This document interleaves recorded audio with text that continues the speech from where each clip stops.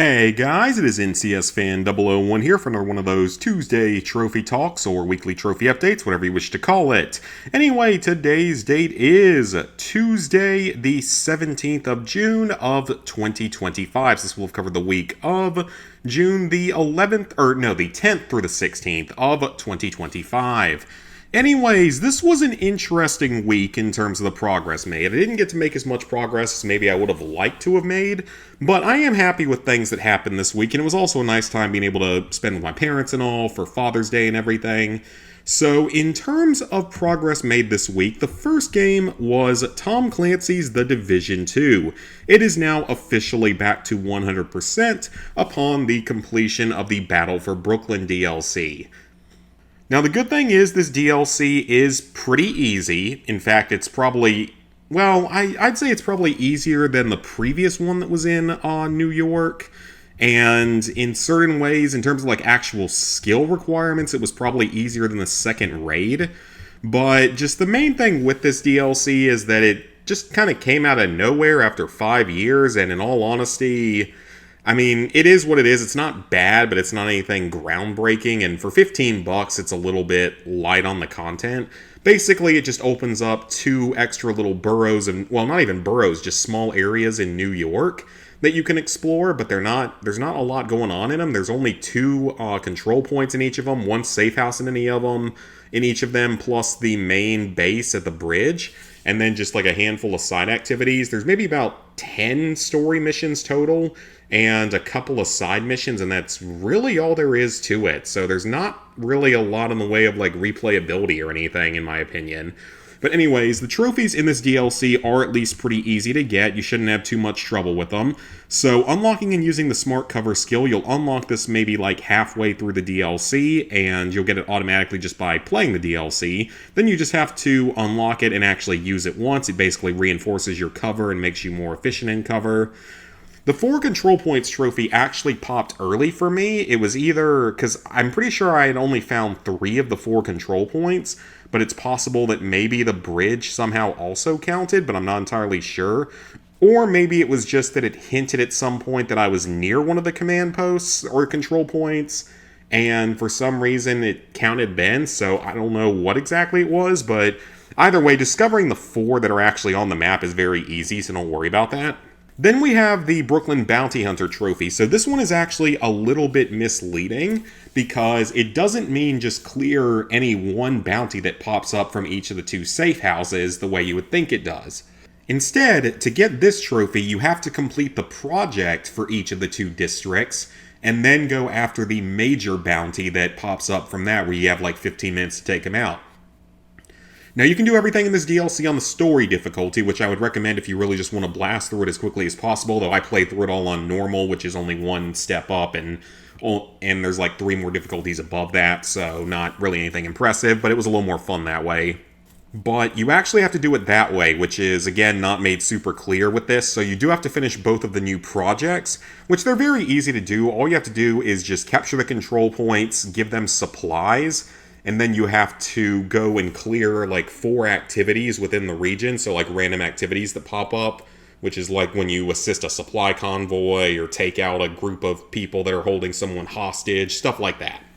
And then you also have to find the 5 pieces of SHD tech in each of the 2 areas, which those things are just as annoying as always to find because they require you to go through basically puzzles to figure out how to get to them, and I would definitely say there's a couple in this DLC that you're probably going to want to follow a guide for because they're so obscure. But yeah, that trophy isn't difficult, it's just a little bit misleading with what you have to do. Then access a safe house, there's 2 total, 1 in each of the 2 areas, so just access one of them and you get this trophy, very easy. Put out a call for backup, you don't even have to have anyone respond to it, just literally go to the pause menu or whatever menu it is and put out the call for backup and you'll get this trophy immediately. Now, this one was very interesting, this Brooklyn Backup trophy, because I kept trying to respond to people's calls for help and could never seem to join them correctly. But then at one point, I was going through a sewer and it popped me out like in the wrong part of the map, which makes no sense for one.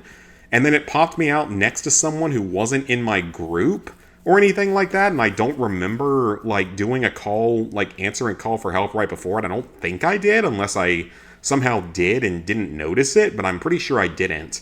And I went and revived the guy just because he was right there next to me, and it popped the trophy. But previously I had revived someone that I had not done a call for help with, and it didn't give me the trophy. So I legitimately have no idea what happened with that one. I don't know if the trophy's bugged, if that whole system is currently bugged or not. I really don't know. But hey, at least it unlocked there. And finally, for Hometown Hero, for this one, I think this one, aside from you have to finish the entire main story, which like I said, there's about 10 or so missions, you discover the bridge, which is the main settlement, and I'm assuming that you also have to discover both the safe houses and clear all 4 of the control points to do this. So presumably it's just do all of those and you should get this trophy by the time you finish the story. Most of the story missions are pretty easy in this one. Now I will say though, this DLC, it brings back the cleaners from the original Division game, and they're kind of annoying to fight because they all have fire-based weapons, and yes, that means that sometimes you can just explode them by shooting the certain parts of their bodies, their tanks and stuff. But at the same time, the fire can do a lot of damage over time, so you're definitely going to want to bring in equipment that gives you some sort of fireproofing. And it's also quite annoying because a ton of enemies in this DLC use the riot shields, or just makeshift shields. And that gets super annoying because they protect against a lot of stuff very well, so they can just end up getting kind of annoying to deal with. But yeah, not a difficult DLC, would say. You could probably do it in under 10 hours if you had a group to play with, and especially if you were playing it on story difficulty. But I don't really see a whole lot of extra replayability with this one, at least in terms of being worth $15 and all. So when we look back at the rest of the game, you still have Operation Iron Horse, which was the second raid in the game. I still have no idea what happened in this one because I got carried through it after joining in halfway through, and thankfully the group had 8 people in it total with me, so I was able to get it on the first try. I got very lucky with that. The Warlords of New York DLC is by far the biggest and most extensive of the DLCs. The first 5 trophies are actually all unmissable and story-related, I believe. Yes. Yeah, that's right. So the first 5 are all unmissable and story-related, as is this trophy. So 6 total trophies are unmissable and story-related. Then you have to complete a main mission with at least 1 directive, which is basically a modifier that just is supposed to make the game a little bit harder, so nothing much to worry about with that. And then you have to shut 2 car doors while in cover. That one is most likely going to be one of the first trophies you get in the entire game, and you can get it like early on in the main story of the game, I think is what happened with me. Reaching level 40 with an agent is not anything too hard, just maybe a little bit grindy, but you should have more than enough content now to be able to get there. You might actually even be able to do like an automatic like full upgrade or something in this one now. And then finally the seasonal manhunt. With this one, you basically have to clear out like 4 targets over the course of a few weeks. So I think it actually requires you to do this stuff like IRL, wait a couple of weeks sometimes for some of them, and then you could hunt them down, and you had to get rid of the leader at the end of it on challenge difficulty, which I definitely recommend making sure that you have like a full group with you on that just to make it a little bit easier, because that can be a little bit tricky to do. Then you had these 3 DLC packs that were basically just mini level packs. Each one has 2 to 3 missions that you have to complete, and you get both of your trophies in each of these just simply by completing them. It's real straightforward, nothing to worry about with those. They each take a couple of hours. Then you have the first of the 2 raids up here. This one is noticeably easier than the second one. There's not really a whole lot when it comes to difficulty with this one if you have some idea of what you're doing and your team is at least slightly capable. Because I'm not even, very good at most raids, and I mean, I got carried through the ones in something like Destiny, but this one I was able to not necessarily carry, but completely hold my own with other people, so didn't end up struggling too much with this one. I just hate that it has to be the full group of 8 players, because that means if someone leaves or disconnects at the last second, no one gets the trophy, which is really stupid. And then the base game is at a 6% platinum trophy, which I'm not really that surprised about, because the first game actually, wow, first game has a 9%. That's actually a little bit surprising. But anyways, with this platinum, you get a lot of story-related trophies up top. Everything through here is a story-related trophy and unmissable. Then you have to go back and replay each mission on the hard difficulty, which is basically the medium difficulty of this game. So it goes like story, normal, hard, challenging, and heroic or something like that. So basically the medium difficulty, which really isn't all that hard. If you are struggling anywhere, you can just always bring in a few people to make it a little bit easier, but honestly, it's not really all that hard. You have to fully upgrade all the settlements, which requires like completing projects and stuff at each of them. Nothing too difficult there. The tank one, this one was a little bit annoying just because if you don't do it like earlier on in the game, it's too easy to accidentally kill them while going for this before knocking off the armor. Discover 20 total control points in DC. There's way more than that, so that shouldn't be a problem. The control point in a group without anyone being downed, as long as there's at least one other person in your group and neither of you go down, you'll get this one. Responding to a call for help is basically the same as the trophy from the DLC, so just go to a call for help and revive the person and you'll get that trophy, but it seemed to work better in the base game. Put out a call for backup. Again, it doesn't matter if you actually get answered. Then you have to do the suit of cards. This trophy was a little bit grindy and random because basically anytime you killed certain marked enemies, you could get a card from a standard 52 card deck. And you had to finish any suit, which was 13 cards. The problem is, the card that you got was always 100% random. So, in theory, you could potentially get this within, 13 of those targets, or it might literally take you 49 of them if you have really bad luck. It took me something like 40-ish. The main issue with all of this RNG and everything is the fact that you can only get one of these targets like every 30 minutes or something. At least that's how it was when I did it. So that just makes it unnecessarily grindy. Slide across the hood of a car, pretty much unmissable while you're playing through the game.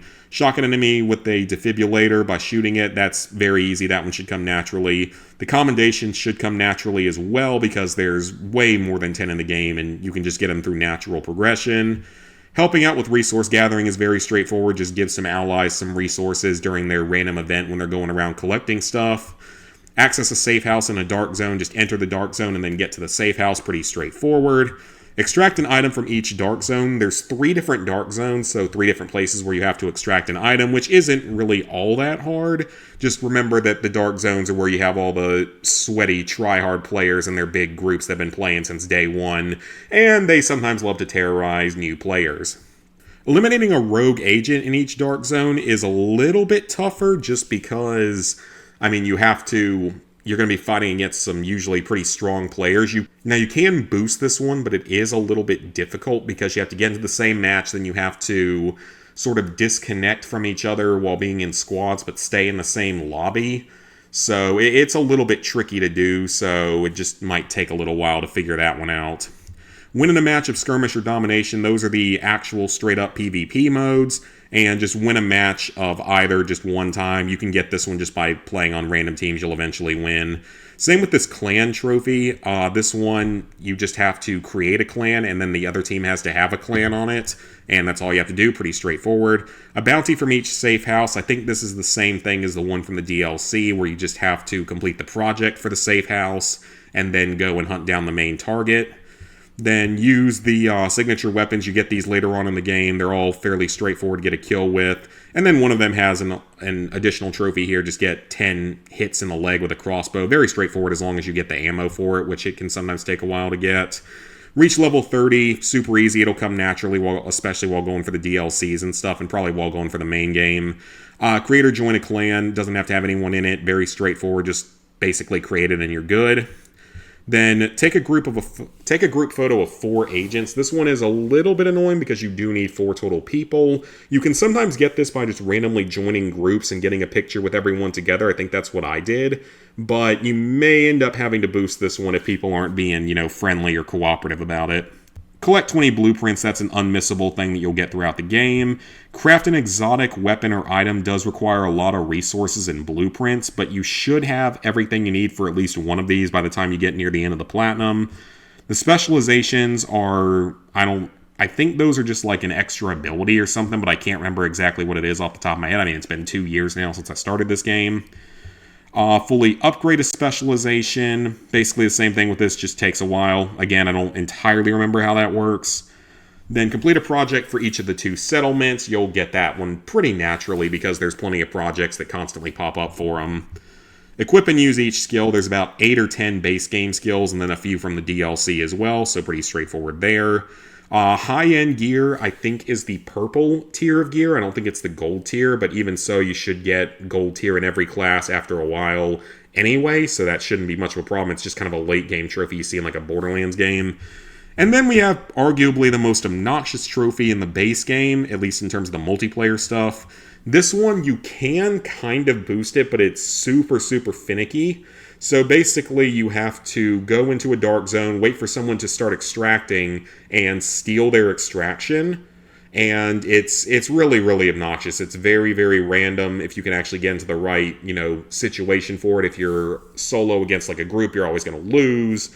It is recommended to try to boost this one, but it is a little bit tricky even to boost it. So it's just more annoying than it needs to be, but it's still not overly difficult.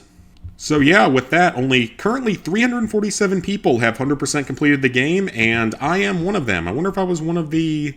No, I'm one of the latest achievers. I'm not one of the first 50 people to get it back up there. Presumably, this is the last time we will get DLC for this game, but in all honesty, now I don't know, because we got this. We got a DLC for Manuel Samuel after like 8 years, which was insane, as well as an upgrade PS5 version, so honestly, who knows? But hopefully not. Partially because it's such a large file, and having to get that reinstalled every time they release a DLC could get a little bit frustrating, the way that Fallout 76 could be at times. Though it seems that Fallout 76 has gotten the fishing update and still no trophies, so it's possible we may be done getting trophy updates for Fallout 76. And again, don't get me wrong, I wouldn't mind getting more trophy updates for the game, but it seems like we might not be getting any more the way things are going. Next up, we have Indiana Jones and the Staff of Kings for the PS4. This is one of those classics titles, and it is an easy platinum. It's relatively quick as well, but this game has really not aged very well. I would say that this game is, some of the controls are kind of janky, the movements, the hitboxes, a lot of stuff's just really kind of old school janky and doesn't always work the way it probably should. This game is a little bit strange as well. It's basically a poor man's Uncharted is a good way to put it. This came out like a year after the first Uncharted game did, or maybe like 2 years after the first Uncharted. I think this came out in like 2009 or something, so basically you're going to be exploring different areas, you're going to be solving really basic puzzles for the most part, and you're going to be fighting enemies almost entirely hand-to-hand with some random on-rails gun battles as well.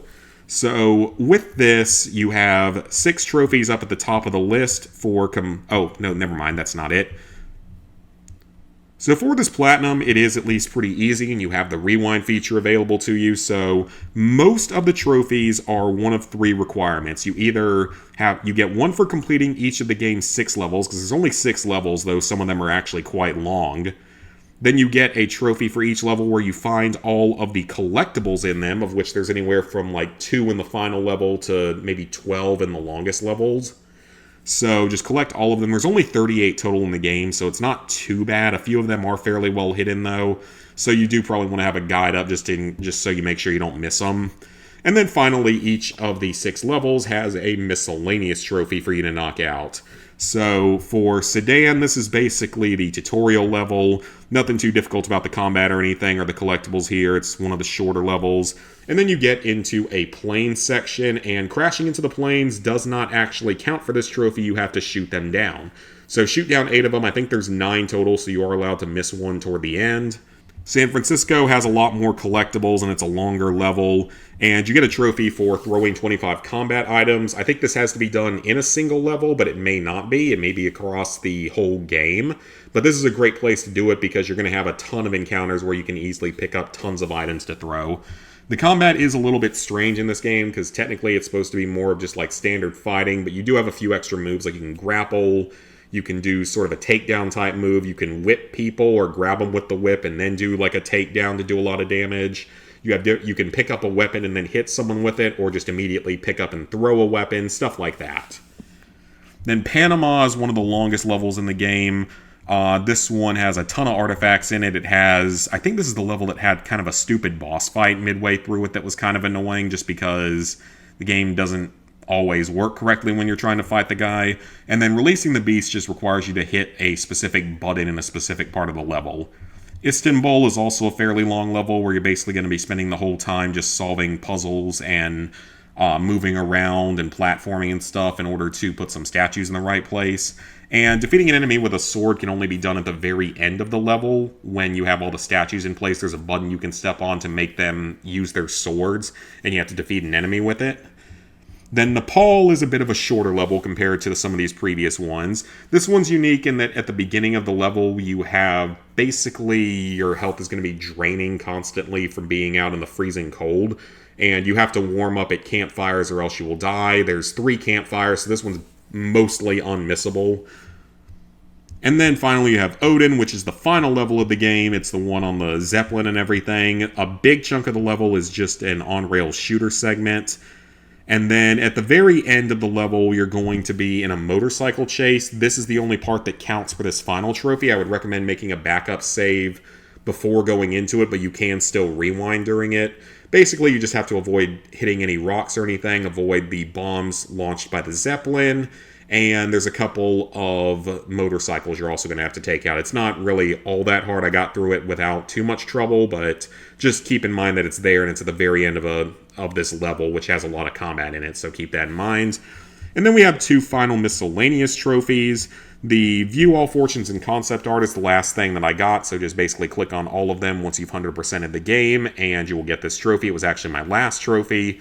And finally, go complete any level with the Big Heads attachment, which is one of the skins. I would recommend just doing this, equip it at any point at the very start of a level by quitting out of the level and then going to the skins menu, equipping it, and then just knocking it out on any level, really. It doesn't matter which level. The only problem with the Big Heads is that it makes it harder to see the enemy health bars, but it doesn't matter that much. So yeah, quick and easy platinum trophy overall, but just one that, in my opinion, has not aged very well. And now, a bit of a surprise game, Resident Evil 7 Biohazard for the PS5. So, this game has a really weird version of auto-pop. So, basically with this game, when you load up your saves, like if you carry over your saves from the PS4 version and then load into the PS5 version, random, well not entirely random, but certain trophies will auto-pop. But there is some, like, inconsistencies to it. Like, some people have more trophies auto-pop than others, and some people have different trophies auto-pop. It's really, really bizarre. And, like, Resident Evil 2 didn't have this problem. That remake didn't. Resident Evil 3 remake didn't have this problem. I think Resident Evil 4 was also an auto-pop, but I never auto-popped it. I did both versions on my own because I started out on the PS5 version. I know that Resident Evil 8 doesn't really auto-pop. It auto-pops like 2 easy trophies from the beginning of the game, but you can strategically save in certain places, and you can knock out the platinum a lot faster that way with Village. And that's actually going to be the next Resident Evil game after this. But not only was I able to auto-pop a lot of the trophies, and a couple of the most annoying ones auto-popped, which is good, but I actually had some really, really well-placed saves to where I was able to get some of the other trophies done really quickly, and we'll get to that here in a second. So every trophy through Into the Depths is an unmissable story trophy that you'll get on every playthrough, and all of these auto-pop. Then you have your 2 ending trophies. Now, neither of these auto-pop, but I actually had a save file at the very end of the game, so right before the final battle, so I was able to just play that out, and it was on a file where I got ending 1, which is the good canon ending, where you save your wife, and not the random other chick that you find throughout the mansion, which is ending 2. So I am going to have to do a second playthrough for ending 2, but also to knock out the rest of the miscellaneous trophies anyway, so it's not that big a deal. All the difficulty trophies auto-pop, so you will not have to play through the game on Madhouse again, which is quite nice. Even though Madhouse really isn't all that bad, especially with the circular saw. It's definitely not one of the, like, harder, super hard difficulties in this franchise, so don't worry too much about it. Then you have a few miscellaneous trophies, and all of these auto-popped for me, but some people have had, like, maybe one of these won't auto-pop, because, again, it's completely random. Like, I think people have said that Nice Try and Open Your Eyes might not auto-pop for them, so that just makes no sense whatsoever. And then the increasing your item slots does not auto-pop, so you have to pick up a backpack to do that, but I can do that on my final playthrough here. Then these next... Yep, all 5 of these auto-popped for whatever reason, so these 5 auto-popped, but then, like, these 2 didn't, which doesn't make any sense whatsoever. Like, there's no consistency to it is what I'm saying. Like, finishing off an enemy with a knife is, you know, a standard combat trophy that you can do in certain locations. This is an actual location-specific trophy. But this location-specific trophy doesn't auto-pop, and this specific type of kill doesn't auto-pop. It makes, like, actually no sense whatsoever. And then this one, I think, doesn't auto-pop for everyone, but it did for me. So yeah, I really, really don't get it. It's extremely random, and there's just no consistency to it, for the most part. I know that the endings consistently do not auto-pop for people. Those ones don't work for anyone. I don't think this one does either. And then I don't think these two pop for anyone else as far as I'm aware. I know that these two don't seem to auto-pop for anyone, but again, there's just no consistency, no good reason why. So just a couple of videotapes I'm going to have to do in a specific way on this extra playthrough. All of the collectible stuff auto-pops, which is great because there's a lot of collectibles in this game. And the speedrun auto-pops, but strangely, even though the speedrun auto-pops, the resource manager and walk it off don't auto-pop. Now, thankfully, again, that save that I had at the very end of the game, it was actually the save from my playthrough where I got through the game using the item box only 3 times and using less than 3 first aid meds. So, thankfully, I was actually able to basically auto-pop it. With the box trophy, it means you can't go into the box ever aside from the 3 times in the game where you're forced to. As for the first aid meds, this one actually isn't as daunting as it sounds, because you are allowed to use the steroids, of which there are like 4 that not only fully heal you, but also give you more max health. And you can get like 4 of those throughout the game, they don't count against you, and you can also do these trophies on the easiest difficulty. So yeah, I'll just have to do one more playthrough where I focus on getting these last, like, 5 miscellaneous trophies as well as getting the bad ending. And I will have this platinum trophy done within, just a few days probably. I might actually go for this one on stream or something because there's no collectible stuff. I just have to remember to do these certain things, so nothing too difficult with that. But then we get to the DLCs, and this is where things get a bit more interesting because not everything auto-pops in these, but some of the worst trophies do auto-pop. So, Nightmare auto-pops, but Night Terror does not. This is that wave-based survival mode where you have to survive 5 waves. For some reason, that one auto-pops and the other one doesn't. Bedroom doesn't auto-pop either of its trophies. And of course, Ethan Must Die does not auto-pop, and that is one of the hardest trophies in the game because that is the permadeath mode where you die in like 1 or 2 hits from everything. Though, to be fair, it is more so just learning how the level works and then dealing with RNG. And as long as you have decent RNG, you should be able to get through it within a few tries once you've, like, studied up on exactly what to do everywhere. But sometimes you will end up getting screwed over by bad RNG, so do keep that in mind. Then the second DLC is completed, but not every trophy in this one auto-pops, so thank God all the trophies from 21 auto-pop. That is what I was the most worried about with this auto-popping because I can do Ethan Must Die again. I do not ever want to play this stupid 21 Survival Plus mode ever again. It's that sort of version of almost blackjack with only 11 cards in the deck, and the AI constantly cheats and just gets whatever trump cards it needs a lot of the time, and winning 21 Survival Plus takes like 2 hours of actually like critically thinking and figuring it out. It's just such a stupid mode, and you also can get screwed by bad RNG with not getting good trump cards or getting bad enemy types that are sometimes more aggressive. The 2 trophies from Daughters both auto-pop. That's a short sort of side scenario that's not really difficult or time-consuming to get through. And then you have your 3 trophies from Jack's 55th birthday. The Miracle Chef auto-pops for whatever reason. The other 2 do not. However, the S-Rank trophy will auto-pop if you get 1 S-Rank. If you already have them all unlocked, you have to get 1 more S-Rank on any of the levels for a second time, and this trophy will auto-pop, so thankfully you only have to do it once, makes life a lot easier. This one, there's a very specific strategy sort of to do it, or a few different strategies to do it. I would say do it on, I think it's main area 1, or it's possibly main area 2, I can't really remember. I would say it's one of those 2, so not the guest house and not the main house. And basically you just need to have a certain weapon set up, you need to get headshots, you need to do damage to enemies, you need to use the blue and red blasters specifically in certain places. It's not too hard to get though. Then we have End of Zoe, where, actually, you know what, we'll talk about End of Zoe in a second. Not a Hero is the Chris story DLC, and both of those trophies auto-pop, and that seems to be consistent across the board, so that's pretty nice. Don't have to worry about playing through that again, because it's not overly hard, but it is a little bit tricky at times. Doesn't take super long either. But then End of Zoe, this is one that can potentially be kind of difficult to get through, but the auto pop for this one was bizarre. The only trophy that auto pops is the Extreme Challenge, which is really not difficult to do again. Basically, it's just a time trial for certain parts of the level. Nothing too difficult with that, but then you have these other 5 trophies, so these 2 don't pop for anyone, so that's to be expected, but they're both quite easy. You can get them pretty early on in the level. Then the only guns you need, this one doesn't auto-pop for anyone either, but I do want to come back to this in a second. Now, I was fortunate enough to have a save file at the very end of the game on Joe Must Die difficulty, which is the hard difficulty, and it's definitely harder than Madhouse in the base game, and it's one of the harder trophies in the game overall. It can have some very frustrating portions to it, but I was able to load up right before the final battle, which the final battle isn't that bad as long as you have that gauntlet, like the half of the power gauntlet you get by that point in time. And I got through the final boss at that point within about 3 attempts, so it wasn't too bad getting back into it. And doing that popped both of the difficulty trophies.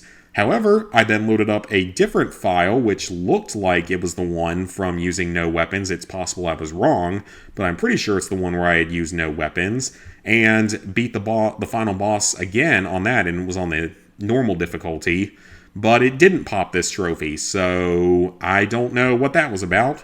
So I am going to have to do one more run of this particular DLC where I get the 2 miscellaneous trophies and beat it without using weapons. But I can do it on normal difficulty, and I now have both sides of the gauntlet, which makes this probably significantly easier. So I'm not too worried about that. Just keep in mind this DLC is kind of weird with auto-popping. So really this whole game is just a really weird mess when it comes to auto-popping, and there's no consistency to it whatsoever. It doesn't make a lot of sense. But hey, that's what it is, and sometimes games can be janky like that. So, I do want to go ahead and show, since I can actually do this now, and I never really think about it, I only have 7 incomplete games on the profile. One of them, of course, is Resident Evil 7, which we'll be getting done with fairly soon, hopefully by the end of this week. GTA 5, of course, the one trophy I don't have done yet is the Criminal Masterminds Challenge. Wow, that's actually gone up in completion, because I think that was at like 0.48 or something for a while. It looks like it's gone up a little bit. Okay, then. But yeah, I don't know if I really want to do that just because that trophy is such a pain in the butt, and I got so screwed over the first time I went for it. Hasbro Family Game Night, unobtainable because of this one online trophy, unfortunately. Homefront, same thing. Online is unobtainable. And this one, they have like brought back fan-made servers for it, but those will get you banned if you use them, or they will get you removed from the leaderboards at least, so we can't do that. But maybe they will change their minds someday and make that a possibility, because these trophies are just grindy more so than actually difficult. There is a 16-player trophy, which is kind of unfortunate. Uncharted 3, Platinum was obtained back in 2013, so a couple years after the game came out, but did not have time to get through all the DLCs before the servers shut down because I just recently rushed through Uncharted 2 and was in the process of doing a lot of stuff in real life, including moving to another state and starting a new job, so it just wasn't really the right time for it.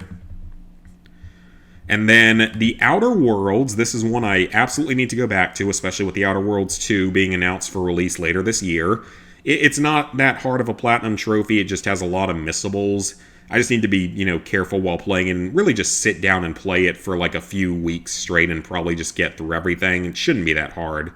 But I mean, it's not a difficult platinum overall, and there's like easy ways to do the supernova difficulty. You can speedrun it or something. And then you have 2 DLCs with it that I don't think are too hard or too time consuming, and maybe have like 1 or 2 missables each. So yeah, just got that kind of stuff to do with The Outer Worlds. I'll get back to it eventually. It's sad that I started playing it a couple of times and then just never got into it enough.